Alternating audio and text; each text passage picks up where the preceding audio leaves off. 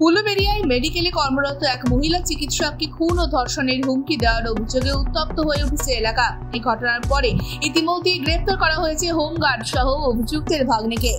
মোট গ্রেপ্তারের সংখ্যা দাঁড়িয়েছে ৩ জন। আজ হাওড়ার রানীহাটিতে বিজেপি জেলা কার্যালয় থেকে এসপি অফিসের দিকে একটি কর্মসূচি পালন করতে গেলে পরিস্থিতি উত্তপ্ত হয়ে ওঠে। পুলিশ প্রায় সব গুরুত্বপূর্ণ স্থানে ব্যারিকেড দিয়ে রেখেছে, কিন্তু বিজেপি কর্মীরা সেই ব্যারিকেড ভেঙে এগোতে চেষ্টা করেন। কেউ কেউ ব্যারিকেডের উপরে উঠে যান এবং স্লোগান দিতে থাকেন। এই সময় মাইকিং চলতে থাকে। পুলিশ বারবার ঘোষণা করে যে এই অভিযানকে তারা অনুমোদন দেয়নি এবং কোনো অনুমতি ছাড়া এই ধরনের কর্মসূচি নেওয়া হয়েছে।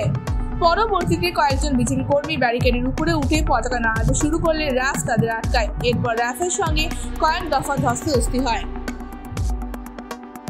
পুরো পরিস্থিতি রীতিমতো উত্তপ্ত ও বিশৃঙ্খল হয়ে ওঠে। মাটিতে বসে একজন কর্মী বলেন, এই অভিযানের সময় আমাদের 2-1 আহত হয়েছেন।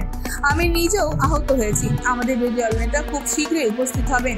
আমাদের চিকিৎসক বোনকে যেভাবে হুমকি দেওয়া হয়েছে আমরা তার প্রতিবাদ চালিয়ে যাব। স্থানীয় সূত্রে জানা গিয়েছে, এই ঘটনা এবং এর প্রতিবাদে এলাকায় উত্তেজনা বিরাজ করছে। পুলিশ এবং র্যাফ পরিস্থিতি নিয়ন্ত্রণে আনতে চেষ্টা করছে। এই ঘটনায় রাজ্যের রাজনৈতিক তাপমাত্রাও বৃদ্ধি পেয়েছে। Bureau report, ANM news. আরও খবরের আপডেট পেতে সাবস্ক্রাইব করুন আমাদের ইউটিউব চ্যানেলটি আর বেল আইকনে ক্লিক করুন নোটিফিকেশনস পেতে।